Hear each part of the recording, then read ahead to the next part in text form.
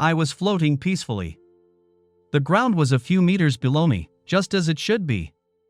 The air was warm, the sky was pink, the grass was blue. I was relaxed and happy. All was well. Hello? This wasn't right. Squeaky male voices didn't belong here. There were no people in my world, and I didn't want any. Come on, wake up, man. I don't have all day. The speaker sounded a bit annoyed.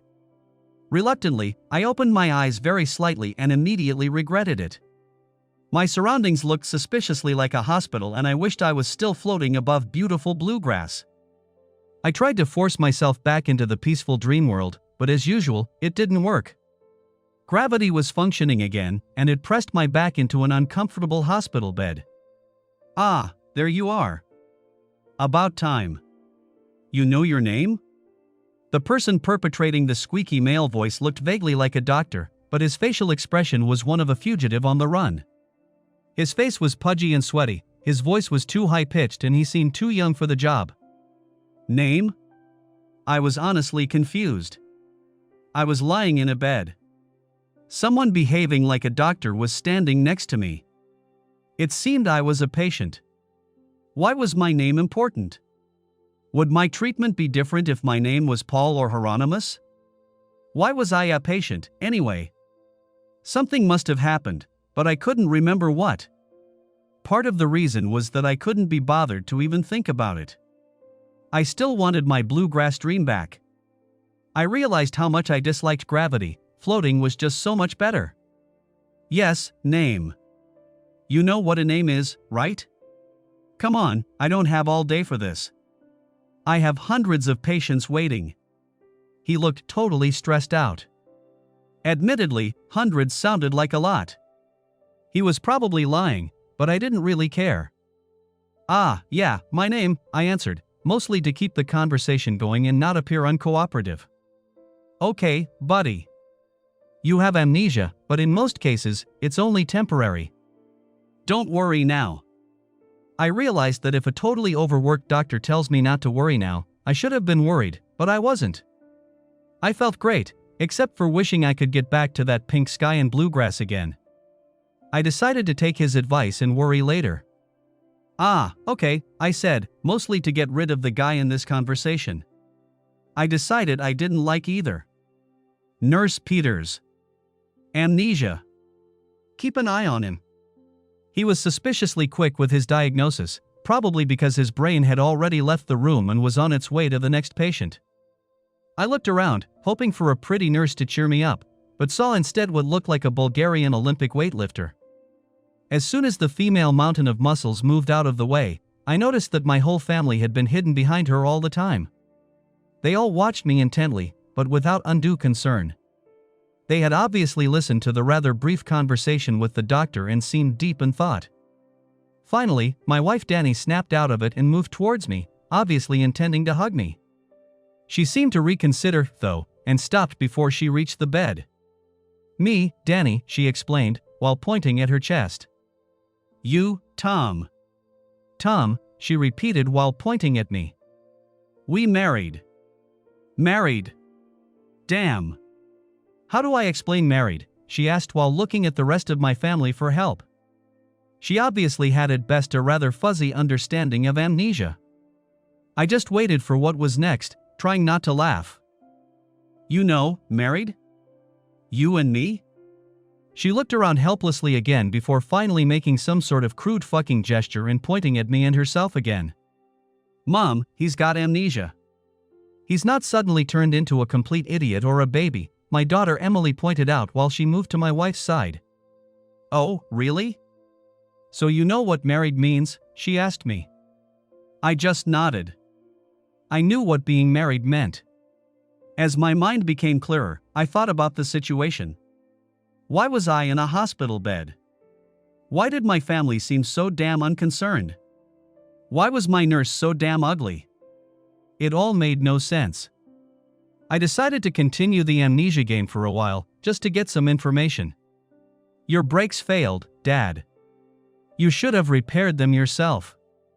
I told you again and again not to go to Joe's, my son Max explained as he walked towards me. I just nodded. This was interesting. Max had asked for money a few weeks ago, as he usually did whenever we met. I had jokingly told him to service my brakes and earn a few bucks. Of course, useless as he was in practical things, I wouldn't have let him touch my car in any case. As I expected, he just flipped me the bird, told me to take the car to Joe's Automotive Excellence and give him the damn money. I actually thought Joe was a good idea. I had heard good things about him and I wasn't completely happy with the much bigger Lebowski Total Auto Service place that I had used before. Why was he now lying about his advice to go to Joe? What if whatever happened was no accident? In that case, my own son was obviously involved. The thought depressed me. The most important thing is that you get well, Dad. Emily joined the chorus of unconcerned family members. Their reaction made me think about my standing in the family. Did they all hold me in contempt?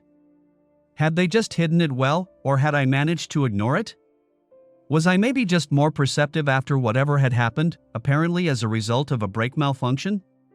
In any case, my family seemed disappointingly underwhelmed upon learning I might have almost died. I clearly needed to re-evaluate my whole situation, and this fake amnesia might be just the tool I needed. "Where is he?" someone boomed from behind my family, and I immediately knew that bass voice belonged to my business partner Mike. Almost 2 meters tall, wide as a city block, a brash personality in that voice that could make a drill instructor shut up in awe, it turned out he wasn't too bad as a salesman. I took care of the customers who disliked his style and preferred a calmer way. Generally, though, the decision to make him my co-CEO had been a reasonably good one. It wasn't perfect, but I hoped it would eventually give me a lot more free time. So far, that hadn't happened, but I was still optimistic. The fact that he had the potential to be good for my business and my work-life balance didn't mean I had to like him, though. "How is my best buddy in the whole world?" he continued to boom, seemingly pushing my family out of the way just by the force of his sound waves. What he said was a clear lie, we both knew it, but it would have been rude to disagree. Besides which, I had amnesia. Or something. Instead, I nodded noncommittally and realized this was the way our conversations had been going recently. At some point, it had become too exhausting to reply to Mike. Even friendly conversations had felt like fights, just because of the level of volume and testosterone I had to compete with. In recent months, I had simply agreed with him on most things just to get it over with. I realized I had let myself be dominated by Mike, and I realized he was a bully. Something had to change, and this fake amnesia might be just the chance to do it. Nobody would question my changed behavior. He looked like he wanted to hug me, which was usually an attempt to crush my rib cage. I held up my hand to stop him and miraculously, he considered my opinion and actually stopped. That this was worth noticing was another sign of how self-centered my business partner actually was. "I understand, buddy. We need to talk business later, though. Some things need to be." "Mike," my wife interrupted him. "Tom is suffering from amnesia." "What?" he asked, not too intelligently. "Amnesia. Loss of memory. You know?" Yeah, I know damn well what amnesia is. You might need to take care of the business yourself for a while." "You know what I mean?" She looked at him with an intensity that seemed odd to me, and finally the penny seemed to drop. "Oh yeah. I will take care of things for Tom. I will do what's best." He had the audacity to wink at Danny, as she just smiled and nodded. While my kids returned after a private conversation in a corner, Mike and Danny retreated to have their own talk in another corner. It seemed everyone had things to say that I wasn't supposed to hear. What was going on there? Were they conspiring against me? Was this behavior new, or had I somehow managed not to notice it? They weren't even trying to be subtle. "Okay, need to go, buddy," Mike declared after a while. "Run the business, you know? See ya." "See ya too, Danny. We are so lucky to have him, don't you think?" she gushed as he was leaving, loud enough for him to hear. "Oh, sorry, you don't remember." "I can assure you, he is a true treasure," she added. "Yeah, I'm sure he is," I replied, but my sarcasm was lost on her, as usual. "Okay, I need to go now, honey. Oh, one more thing. I know you don't remember, but you promised you would contact our attorney. Attorney? Yes, you don't understand it now, but you promised. Our 20th anniversary is in 3 weeks. Before that, you said you wanted to cancel our prenup. She spoke slowly and distinctly, as if I'd lost my hearing, not my memory. Our attorney will know what needs to be done if you tell him this. Just remember, attorney, cancel, prenup. I'm still so happy you want to do this for me. I just looked puzzled, and I didn't even have to pretend. She blew me a kiss as she left the room. I heard her shout, "Wait, Mike," from outside. What was going on between those two? Cancel the prenup? I damn sure never intended to do that. She was obviously trying to use my amnesia for her own purposes. I didn't even know the prenup was important to her, as she had never mentioned it. As long as we were together, she would have access to all our money anyway. Canceling the prenup would only matter if we separated. She had to know it would be difficult to get rid of it, as IW. As born rich and had always been paranoid about gold diggers. Had she tried to kill me to inherit my money? It seemed like a distinct possibility at that point. While you're at it, don't forget about the trust fund we talked about. Okay, Dad, my son added, reminding me that he and my daughter were still in the room. Trust fund? I thought about asking them what a trust fund was, as I was quite sure he didn't have a clue. While it might have been amusing, I decided I'd had about enough amusement from my family for the time being. I settled for just looking confused. Yeah, you wanted to set one up for each of us, so you don't have the hassle of transferring our money each month, my dear daughter added. In contrast to him, she obviously knew what she was talking about. I sure as hell had never mentioned any of this. On the contrary, I'd had serious talks with both of them, regarding her lack of studiousness at the university and his general aimlessness in life. I had mentioned that I'd thought about cutting their monthly stipend if things didn't improve, but most definitely not about setting up a trust fund. That would be the best way to ensure they would both fail in life. Let me get better before I take care of such things, okay? But Dad, you promised, Emily whined, which usually had the desired effect on me. Not this time. They obviously were afraid I'd regain my memory at some point and wanted me to get this done before that happened. Never in their lives had those two worked together on anything without a major argument.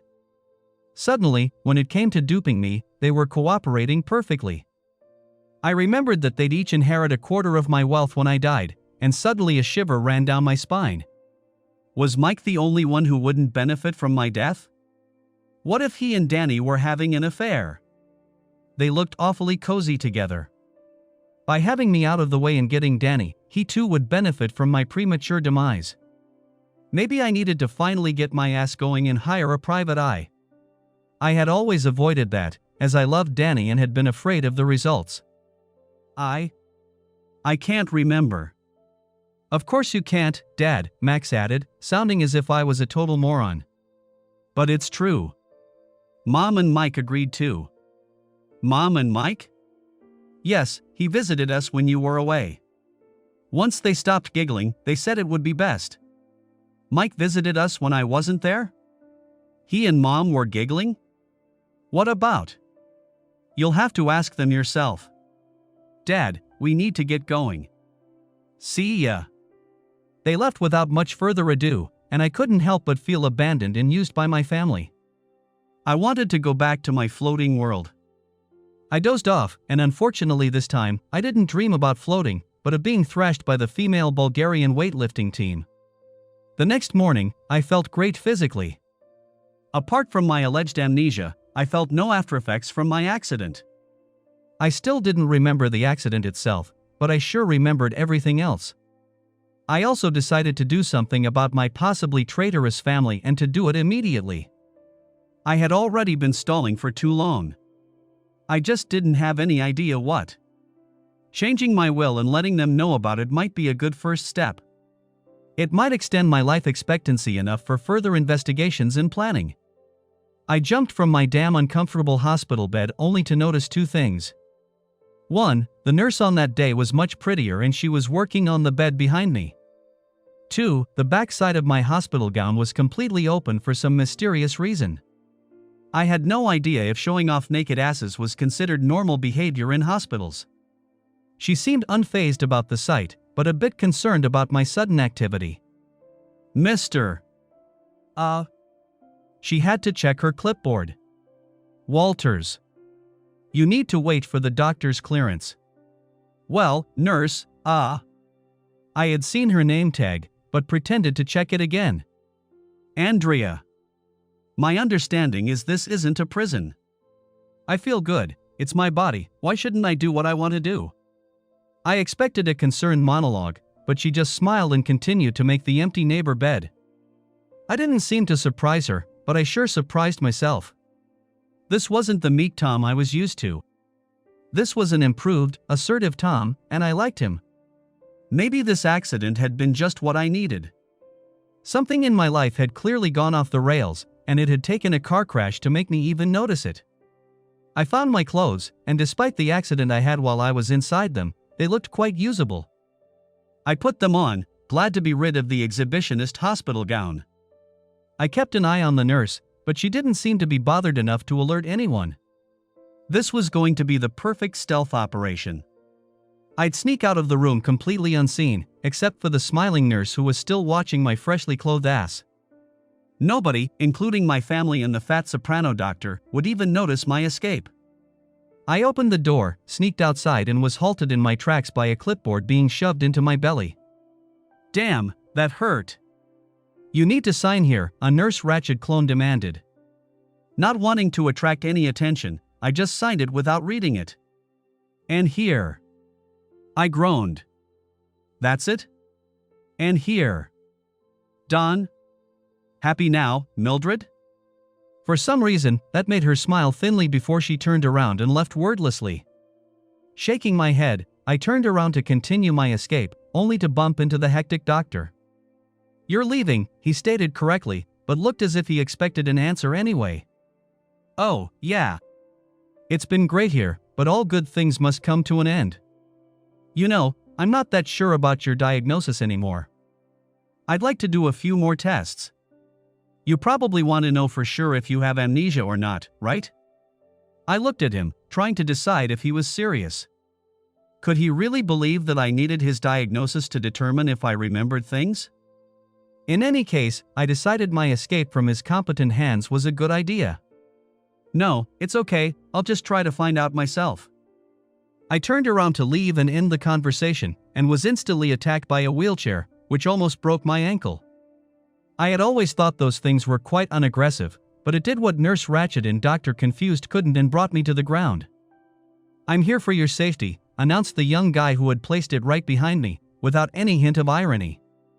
I was fine until I started to explain when I was interrupted by a familiar but unwelcome voice. Honey, what are you doing on the ground? Here. Let me help you up. You really need to be more careful. Mike, you've been so helpful recently. Could you please help him up? Dad, this is embarrassing. The whole hospital is watching you crawling on the floor, Emily informed me. Damn, was there anyone not here to watch my secret escape? I almost expected to see my deceased mom watching and shaking her head. It was true, the whole hospital was watching the spectacle, but the lanky young guy who supplied the aggressive wheelchair was the only one actually helping me up. Mike stood there, grinning, while Danny held his arm as if he was her savior while I turned out to be a disgrace. I was more or less forced into the wheelchair, which seemed absurd, as my alleged amnesia didn't seem to affect my mobility. Someone mumbled something about insurance and that seemed to decide the matter. Car. Danny explained a little later. Mike had been wise enough to vanish after a few nasty looks from me. Car R. Ours, she added, pointing alternately at me, herself, and her Audi. Well, mostly mine, she specified, although I had paid for it. Drive. Wait. Emily, help me out here, how do I explain driving? Moo. Just do it, okay? He has amnesia, he's not suddenly turned into an idiot. Well, not more than he already was, actually. Danny seemed unconvinced, but still nodded and started the engine. She smiled reassuringly at me from time to time, as if she was calming down a little kid. I wondered if this charade was worth it. Being treated like a moron was a bit insulting.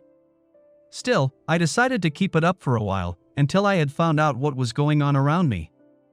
As we arrived at our house, Boers, Danny suddenly looked into my eyes and declared in a very serious tone, "Don't you worry, Tom.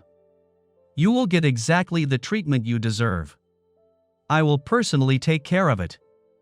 I know I've been neglectful in the past, but that's about to change." Then she just turned away, got out of the car, only to be disappointed that I had been able to open the passenger door all by myself. Her statements seemed like a clear threat. She was obviously talking about the failed attempt to assassinate me and how she'd do better next time.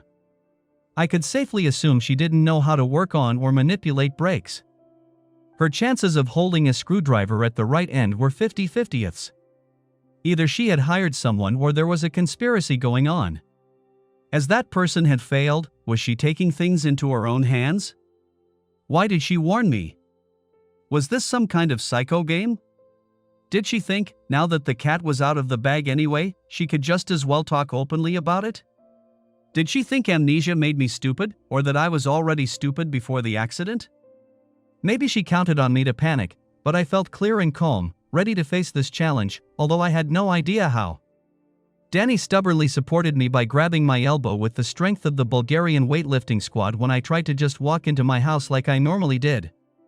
She steered me through the house and explained what she regarded as the most important features: the TV, the toilet, and my notebook. Were those the places where I had spent most of my time before the accident? She seemed to think so. Maybe I needed to rethink my marriage and my behavior. This is the refrigerator. You open it like this. There's food inside. 2. Eat. Just eat whatever you want. She reinforced her lesson by making eating gestures. It would have been hilarious if I hadn't been so tired and confused. I even considered becoming a bit scared. Why the remark about food? Did she plan to poison me? Not knowing which expression could possibly cover this range of emotions, I kept my face neutral and vowed to avoid eating suspicious things from the fridge. That meatloaf, for instance, looked downright sinister until I remembered it had been there before the accident. Or did that make it worse? The following days were just as confusing. Despite her thinly veiled threats, Danny seemed genuinely concerned and loving. It was almost as if she was trying to kill me with kindness. Not the worst way to go, but I planned to stay around for a while longer, if it was all right with everyone. I was impressed by her acting skills, especially as I had never noticed that talent in her. Just when I thought the police would do nothing at all about my failed assassination, Danny and I got a visit from a detective Cook. I always thought cops came in pairs, but maybe he was sharp enough to handle the case on his own. Or maybe he didn't want to share the donuts. Okay, mister. He had to check the papers he was holding, as he had clearly forgotten my name. Walters. So, you've had an accident. Amnesia, it seems. Interesting. Can't say I've ever had such a case before. Okay, anyway. What can you tell me about the accident? Do you have any enemies? What could I say to a cop asking two questions at once, one of them if I remembered why I had amnesia, without coming across as insulting?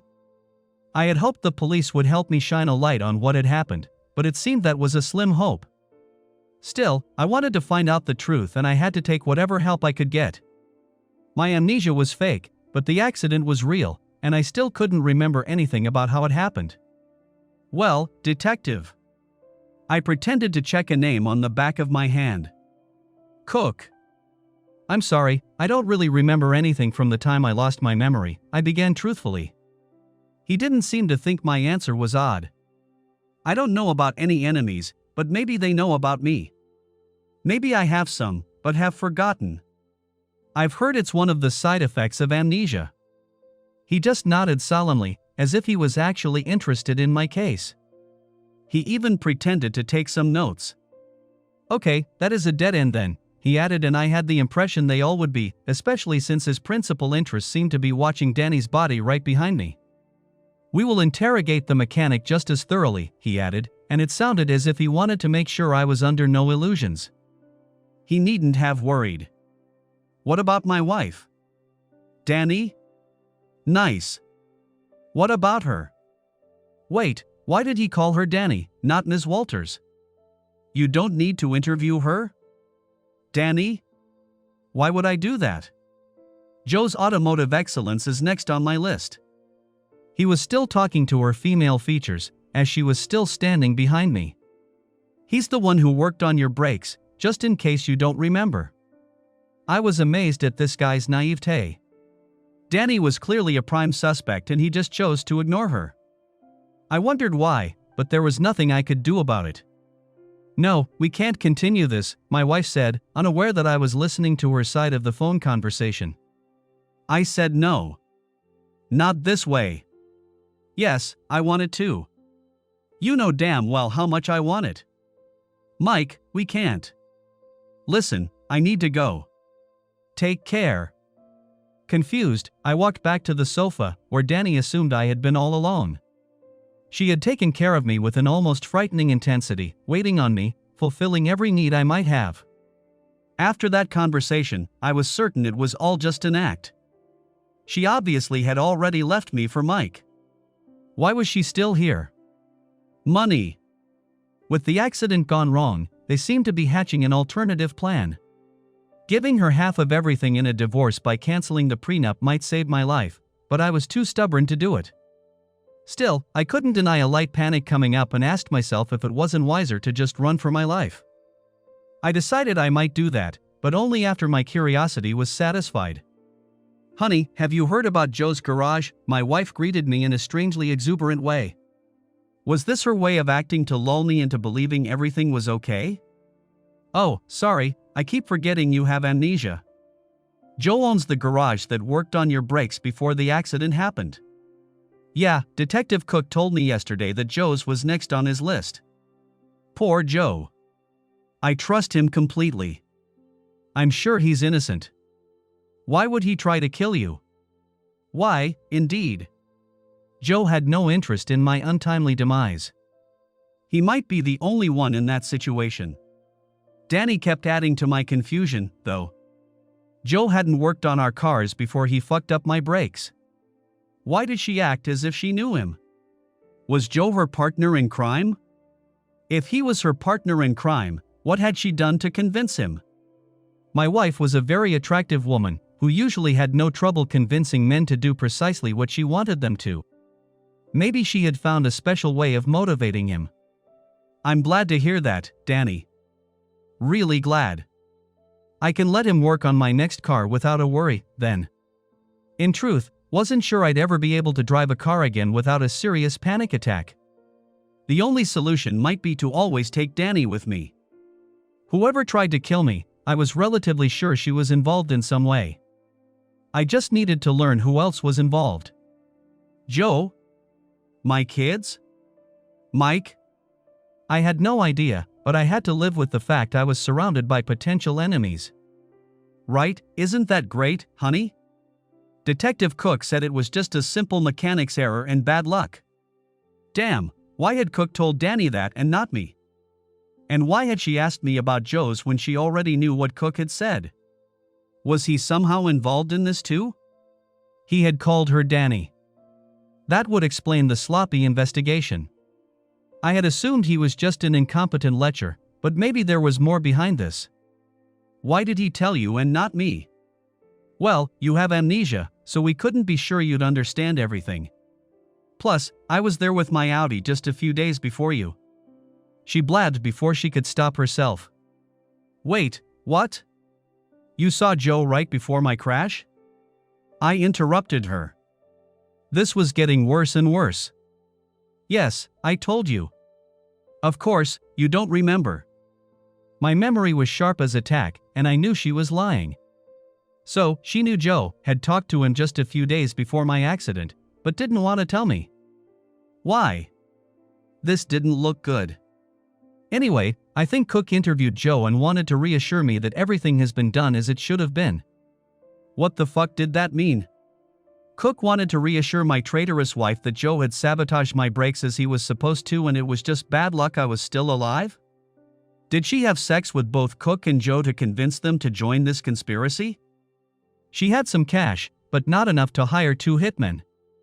I didn't know much about police procedures, but I doubted Cook could have gotten a full examination and report finished in such a short time. That meant he hadn't done anything and had lied about it instead. Glad to hear that. What is he going to do next? That's it, he said. It's settled, it was just an accident. Case closed. Joe's insurance will cover all $500 your old Toyota was worth, plus all the other expenses we had. They sure were lucky it wasn't my Audi they had to pay for. Yeah. Well, that would have been inconvenient. Glad everyone's happy, I sourly replied. Don't be like that, honey. I think you were really lucky to escape like this. I'm sure your little amnesia will go away in no time. Escape like this? Why did she say escape if she believed it was an accident? Yeah, ain't I lucky? By the way, have you given this prenup thing a little more thought? What prenup thing? I asked, playing the amnesia card again. She just sighed and I could almost see her planning and scheming. Don't worry about it, honey, she finally said, which made me worry even more. Morning, Joe, I began, trying to sound as if nothing happened. Hostility wouldn't produce what I needed most, which was a bit of truth. I hadn't told Danny I was taking her outie. She probably assumed I had forgotten how to drive a car. Oh my God, Tom. I can't tell you how sorry I am. I've heard about your amnesia. Terrible. I feel so guilty. You see that windscreen wiper rack over there? Just pick one, it's yours. No charge. Just like that. I hope we're good, man. Stupefied, I looked at the rack in question. There were only very few left, probably to fit the Ford Pinto and the Pontiac Aztek. He obviously mistook my expression for gratitude. It's no big deal, honestly. It's the least I could do. I couldn't have agreed more, but decided to follow my strategy and lull him into some kind of camaraderie. Thanks, my friend. I really appreciate it. I will choose my present later, okay? Sure thing, buddy. By the way, you'll be glad to know I've fired that apprentice. Apprentice? Yeah, the one who fucked up your brakes. Oh, sorry, you don't remember. I keep forgetting about your amnesia. Okay, I knew he was lying then. He didn't have an apprentice. When I had brought in my doomed Toyota, he had complained that all young guys wanted to be web designer assistants or influencers. Nobody wanted honest manual labor anymore, and he had to do everything himself. Why did he lie? Just to cover up his own fucked up brake job? No, Danny had already hinted she had something going on with him. Too bad you didn't do it yourself, man. I know how thorough you are with such things. He covered his grimace quickly. You know what? I will throw in one of these fabulous ice scrapers. How about that? The plastic is translucent. Isn't that crazy? I felt that I needed to leave quickly, or I'd be buried in worthless junk. Still, I needed more information. Do I need to worry about Danny's Audi? I hope it wasn't the same apprentice working on it. Apprentice? Oh, yeah. No. She wasn't here with her car, so you don't need to worry. He clearly was no marketing genius, and he might even be dumb enough to let himself be used in a possible conspiracy against me. But at least he confirmed that either he or Danny had lied about bringing her Audi to him. Thanks, Joe. I need to leave now. Hey, what about your gifts? Forget about them. I certainly will. I had a lot to contemplate, I thought, as a confused Joe watched me leave. Danny, my kids, Cook, Mike, and Joe had all lied to me. Was there any connection? Danny, my kids, and Mike were clearly the ones who'd benefit most from my death. Were Mike and Danny already a couple? What kind of techniques had Danny used to lure Cook and Joe? What about my kids? They would benefit from my demise too. I doubted they had been able to convince Cook or Joe to help them, though. It was all very confusing. All I knew was that someone probably wanted to see me dead and might try again. Back at home, my phone rang, and Danny seemed surprised I knew how to answer it. Cook here. Detective Cook. How do you feel? Any news about our case? Two questions at once again. Walters here. Tom Walters. Shouldn't I be the one who asks that question? I feel fine, thanks. I just wanted to tell you we have no real evidence about your breaks. The case will be closed soon. That might have been the truth. He had no real evidence because nobody had looked for any. But you can't rule out the possibility that someone tinkered with them? We can't, but why would anyone do that? Besides, isn't it impossible to prove a negative? Two questions again. Yeah. Sure. Thanks for your support. I tried to sound sarcastic, but realized he had already hung up. Who was that? Danny asked. Cook. He told me he is too lazy to properly investigate this. He assumes nobody sabotaged my breaks, but can't tell for sure. I'm sure my death would have piqued his interest. As I failed to die and a real investigation would involve work on his side, he simply closed the case. I had always loved her bright smile, but at this point, I didn't appreciate it. Was she that happy to be off the hook? It's probably a good thing. You can focus on getting well now. I'm really glad we don't have to deal with the police anymore, anyway. What? She realized what she had just said. Oh, of course I had nothing to fear. Still, it's always unsettling. You know, I'm sure you. She seemed to run out of coherent things to say without incriminating herself. Problem was, I could hardly accuse her of anything. I had no hard proof and no idea how to get it, or if I really was prepared to hear the truth. I had hired a PI a few weeks before the accident, as I wanted to know who was stealing from my company. I decided it was time to talk to that guy again, although he had come up with nothing back then. Amnesia? Really? I thought that existed only in bad stories. Amazing. I've been a private investigator for almost 2 years now, but even I have never seen anything like that before. You really don't remember the previous job I did for you? No. There was a previous job? Yes. You said you were more than happy with my work. I can give you the same price again. You bargained hard back then. Just $95 per hour. I knew that was a lie, the previous rate was $80.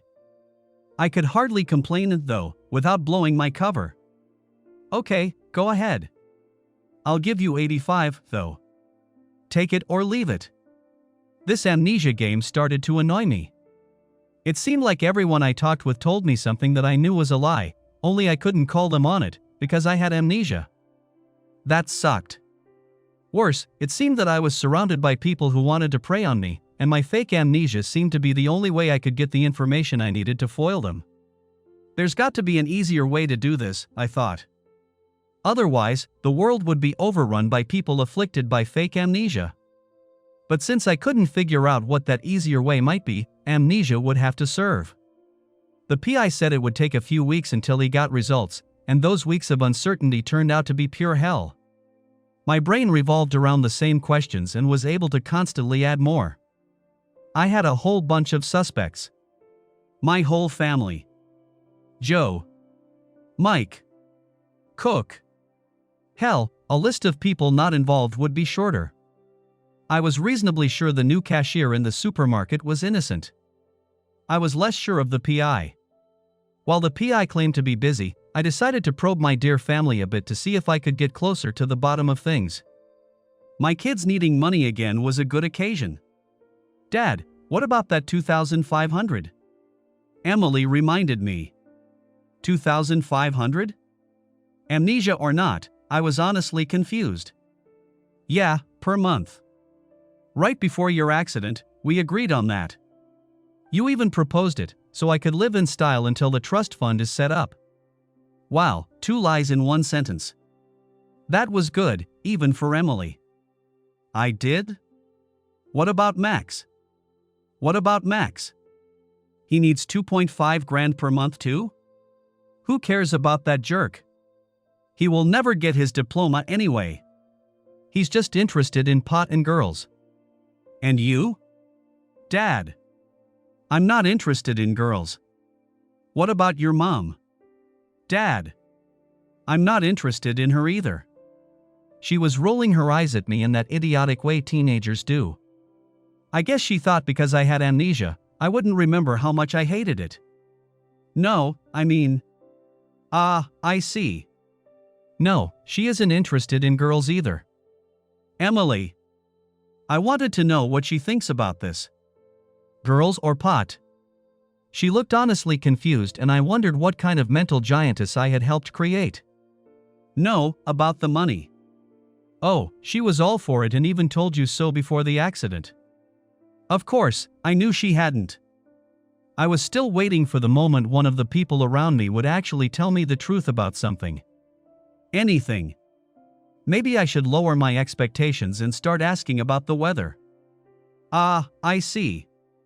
I will think about it, okay? Dad. I will let you have 500, just to keep you from immediate starvation, okay? Her short-term economic problems solved, she just stood up and walked out. Had she always been this disrespectful? I was clearly only seen as an ATM by everyone I knew, and the thought depressed me. I thought about it for a while, but had come to no conclusion other than that it had probably been my own fault at some point by letting it happen when I was interrupted by the appearance of my son. I tried to look at him with my eyes really open, as a stranger would, which I hadn't done in a long time. What I saw wasn't promising. He looked like, and obviously was, a lazy, unkempt pothead. I wondered if he still was a virgin, as I doubted any girl with functioning eyes and nose would want to touch the ghastly apparition in front of me. I was looking at a young man who was lucky enough to have all the chances in life and was in the process of throwing them all away. Hey, Dad. Max, sorry, I won't shave you and give you a haircut. Very funny. What about the trust fund thing you promised before your accident? Wow, he certainly didn't feel the need to waste time with pleasantries before he brought up the first lie. Have you talked with Emily about that? No. Why? Again, that was most certainly a lie. I doubted the wreck in front of me could come up with that idea on his own. Someone had certainly explained to him what a trust fund would do for him and had reminded him very recently, or he would have forgotten meanwhile. Just wondering. What about Mom? I waited for the next lie. I think she has enough money. She gives me some all the time. Damn, he was stupid enough to rat out his own mom. Danny had promised me she wouldn't give him extra money, but she obviously had. I see. It seems you have thought out that trust fund concept pretty well, which is quite impressive. I have no idea about such things myself. How would it work, in detail? He looked at me as if I had two heads. I had clearly caught him by surprise. I guess he forgot I had amnesia. That kid had a longer attention span when he was 3. Well. It works like this. He was trying to come up with words that would make sense, but clearly had no idea about the issue at hand. Well, it works like this. I would get money each month. A lot of money, you know? You would have no say in it. He ran out of words, watching me and clearly trying to determine if he had said the right things. It seemed he was unable to come up with a conclusion, as he waited for my reaction. I see. Why would I want to do that? You? Why would that be important? Wow, that was blatant. Because I'm the one supposed to do it? Yeah, but... Well...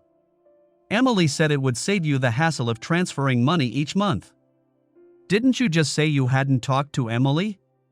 What? No. That must be your amnesia.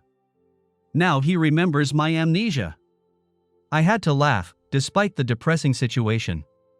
Everyone seemed to have very odd ideas about amnesia. Okay, and I said I wanted to do it before the accident? Yeah, dude. You were totally for it. Dude? What the hell was that all about? I think I was wrong back then. I think we should come up with a new plan. You will get money strictly based on your achievements at school. How about that? He looked confused. Perhaps he was baffled by the idea of actual work. But Dad, then it would have been better if I just inherited the money. Wow. He had just confirmed he would rather see me dead than have less money. He would be a prime suspect, had he been mentally capable of carrying out any kind of a plan. Maybe he had tinkered with my brakes in a rare non-stone state? No, I could almost certainly rule out that he had done any kind of manual work or was sober long enu. GH. Yeah, too bad, right? I replied, but the sarcasm seemed lost on him. Maybe I should have let you do my brakes, right? Hey, I warned you about Joe. Which was a lie. I should do it myself next time. I wondered if that was a direct threat. He could sabotage my brakes next time, as Joe had clearly failed? I'll think about the trust fund, okay? I lied. I mean, it seemed the thing to do around here these days. I need a few bucks right now, Dad. Like another $2,000. The fridge is fully stocked. Show me your exams and we'll talk about money. I still wonder how the current $2,000 per month cannot be enough for someone still living at home, though. I have a lot of expenses, Dad. Yeah, for his dealer, I thought, and wondered if my son was already beyond salvation. Had I contributed to this somehow? I'll talk to your mom about it, I answered, mostly because I didn't have a better idea what to say. Had I been a total failure as a parent? I was still avoiding conflicts, I noted.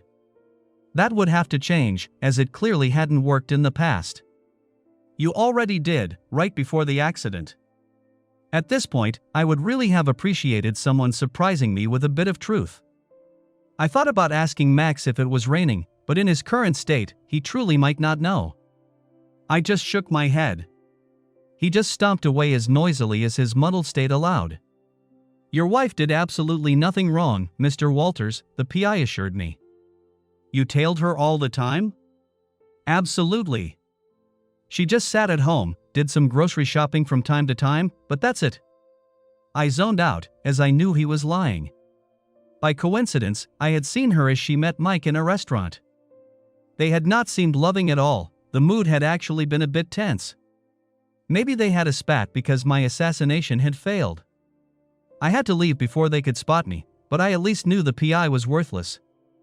I used him to test my new resolve to not avoid confrontation anymore, and the result was encouraging. Luckily, I had served in an electronic recon unit when I was a Marine. That, and my old mob connections made it easy to bug Danny's phone and get all sorts of intel about Mike's shady past. Ha! Sadly, none of that was true. I was just a normal guy, but I had one big advantage.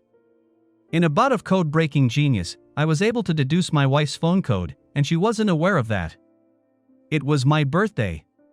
One night, I lay awake until she was asleep and sneaked downstairs where her phone was. I was quickly able to find what I was looking for, mainly because the text conversation with Mike was still open. Mike, we can't do this anymore. Wasn't it what you wanted, too? You sure told me so. It seemed like a great idea at the time, but I'm having second thoughts now. I hate lying to Tom. It can't be avoided. You can't just stop now. We have a good thing going. You know what we have is special. Damn, this didn't sound good. They had obviously cheated on me. Were you involved in the accident? Be honest. No, someone was quicker than me. I was still working on my own plan. My business partner doesn't just want my wife, he wants me dead? What the fuck? You tried to kill him? Think about it. It would be the solution for everything. You'd get the company and I'd run it for you. Don't even think about it. I did all of this to keep Tom, not to get rid of him. What? She had sex with Mike to remain married to me? What kind of crazy plan was that? I see how you look at me. We need to be together. You're right. How are you going to do it? I'm building a small bomb. It's not easy, but I can do it. I found a video tutorial online. You know how much he loves bananas. You're going to put a bomb inside a banana? Brilliant, isn't it? The internet knows everything. There is this guy with the handle W.E. Koyo who did the tutorial but never posted the last chapter. I wonder why. I will have to improvise a bit there. Don't do anything now. I need to think. Don't think too long, babe. We need to be together forever. That was the end of an extremely confusing conversation. I crawled back into bed and tried unsuccessfully to fall asleep until I was kissed awake by my wife. Breakfast in bed, my beloved husband. Morning, I replied noncommittally. Enjoy. Wow. Fresh orange juice. Coffee. Fresh bread. My favorite cheese. She had gone all out, but she looked incredibly nervous. I was sure I had put her phone exactly where it had been, so my nocturnal snooping couldn't have been the reason. Could it? Tom, you know that I love you, right? Oh, shit. Here it comes. I need to confess something. I hope you won't be mad. Just remember I love you, okay? You had an affair with Mike? Her nervousness was swept away, replaced by a wholehearted laugh. You're silly. This is serious, though. I have kind of plotted with him. I tried to kind of use your amnesia to get you to kind of do something for me. Wow. Shoot. You know I have this damn contract hanging over my head right from the start. I just looked at her confused. Oh, I forgot, you don't remember. We have a damn prenup. You have gotten more and more attractive, while I have just gotten plain older. Wait, what? That is Riddick. No, it isn't, she interrupted me. I know damn well how all those bitches look at you. They are almost ripping your clothes off in public. I know you never notice any of that. You are so beautifully dense sometimes. Still, once you see things as they really are, you could have someone 20 years younger than me. I don't. I know you don't now, but it could happen any time. You are the only one who's clueless. What has Mike? He's the one who told me I need you to give me half of everything. I should get you to cancel the prenup. I'd be safe then. He came up with this right after he heard the doctor talking about your amnesia. You are safe anyway. I'm not, although I see now this plan was laughable right from the start. She looked at me seriously for a few moments. I guessed she was trying to think up a new lie. I was wrong. You don't even have amnesia, right? No. Never had. Everyone just told me I have it, but nobody bothered to ask me. She laughed again, and I was reminded why I married this woman. Sorry for everything, Tom. I just wanted to keep you. To make sure. I can't live without you. You needn't have worried. So you and Mike never. Sex with that doofus? You're kidding, right? The only one who thinks he's attractive is Mike. He thought that without the prenup, I'd divorce you right away and marry him. I'd get 48% of the company, and he would control it, together with his 4%. He would have had a rude awakening. I would have fired him first, I guess. I really don't like him, never did. All we both wanted was to get rid of that prenup, but I want that to make you stay. Yes, I kind of conspired with him, just to let him think I'm interested. I also flirted with him a bit. Quite a lot, actually. I needed him to believe the company would be his eventually, so the lazy bum would take care of it properly while you couldn't. All I wanted was to motivate him so you'd still have a company when you returned. So why are you telling me now? It seems he wasn't involved in your accident, although I thought he was. He started to mention how your death would solve everything. He was sure I'd marry him immediately, although I repeatedly told him to forget it. He thinks he's irresistible. I needed to tell you because the genius said he will try to kill you with an exploding banana. Obviously, I can't have that. I want you alive and at my side. A banana? We both had to laugh hard. Tom, everyone knows how much you love them. Still, you've been lying to me. Yes, but only about the prenup and only to keep you. It was his idea, but I used it for my own purposes. I was starting to panic. I was expecting you to replace me with a younger model any day. I thought for a moment. Some things still didn't add up. You said Mike told you to get out of the prenup. That had to be before the accident, because you said he was working on his own plan, but somebody else got there first. Just how close were you before the accident? I tried to read the expression on Danny's face. Was she trying to think up a new lie? Did I just find her fingerprints on the cookie jar? Or was her confession this morning just another batch of lies? Tom, you know when you hired Mike you were hoping to spend less time at work and more time with us. I was so happy. I knew I wasn't doing a good job with Emily and Max, but if you were going to be around more, maybe together we could get them into some kind of shape. And if you were home more, I wouldn't have to worry about some younger bitch getting her claws into you.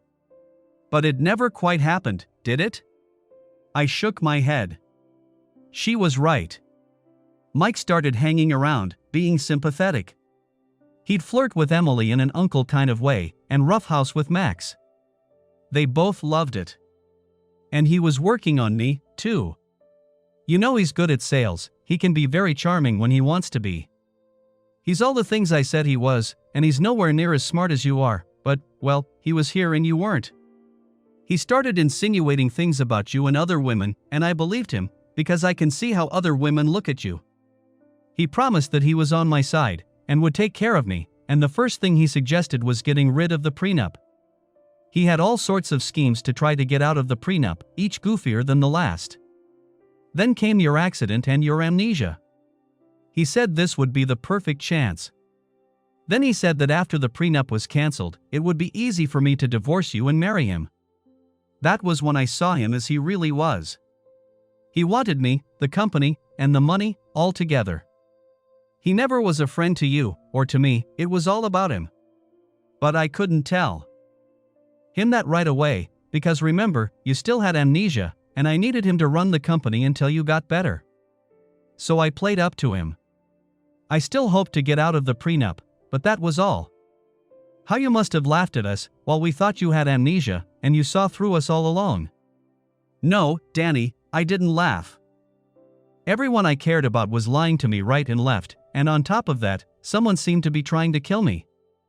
No, I saw nothing funny about it. I still don't. Oh, Tom, of course.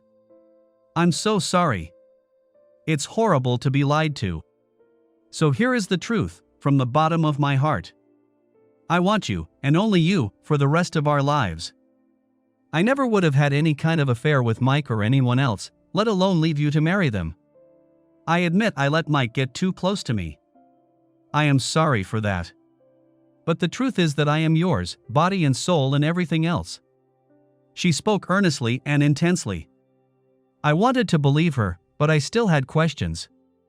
What about you and Mike sitting at home and giggling? What are you talking about? Max told me. Ah. That was when Max was so stoned he could hardly walk straight. He tried to explain some genius plan about money to Mike and me. It was hilarious, but there was nothing going on. Mike had come to see you, not me. Okay, but what about our kids?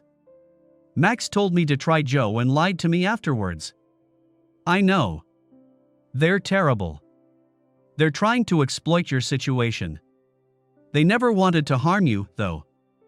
I'm pretty sure Max recommending Joe was just a coincidence and he lied later because he felt bad about that advice. You and I just plain fucked them up. Spoiled them too much.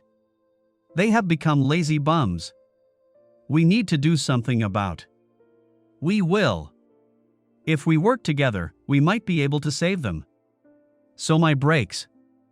I'm not sure, but it seems it really was just an accident. Frank told me not to worry about it. Wait. Frank? Who's Frank? Alarm bells, which had just gone silent, were ringing again in the back of my mind. Cook. Frank Cook, of course, honey. You know him? Damn, just when I thought everything was going to be all right again. Well, yes, I kind of went to school with him. How do you kind of go to school with someone? Let me guess. He had a huge crush on you? Well, yes, it was a bit of a problem for a while. I never had any interest in him, but he wouldn't accept it. I admit, I used his infatuation for my own purposes. You had amnesia. I needed Mike to run the company, but I also needed Frank Cook to ensure Mike wasn't involved in your accident.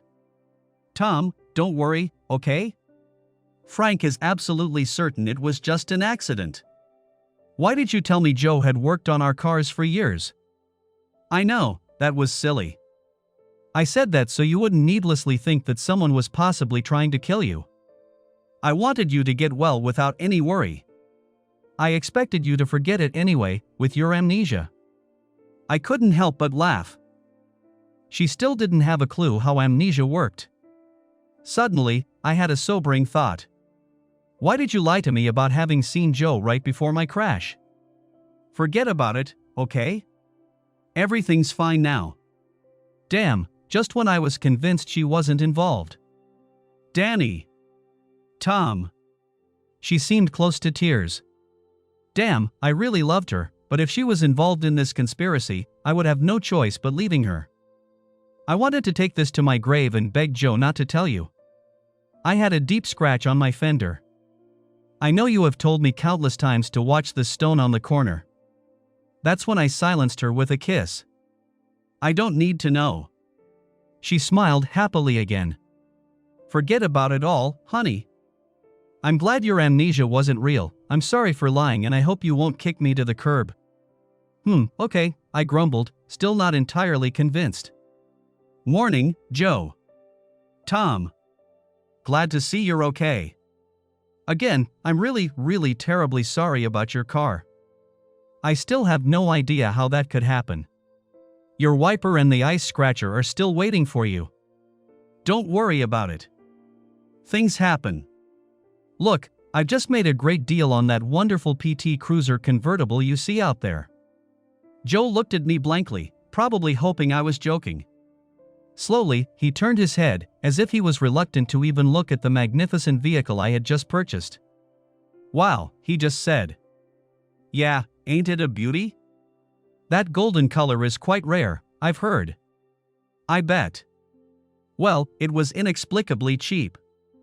It's almost as if the previous owner never really appreciated it. It seems he neglected the maintenance a bit. Hard to imagine. He gulped visibly. I had to admit that forcing him to work on that car was a cruel punishment for the mistake that almost cost me my life. That's about to change, of course, and that's why I'm here. That car needs a full check and service and I need to express that I still trust you and there are no hard feelings. You think you can do that?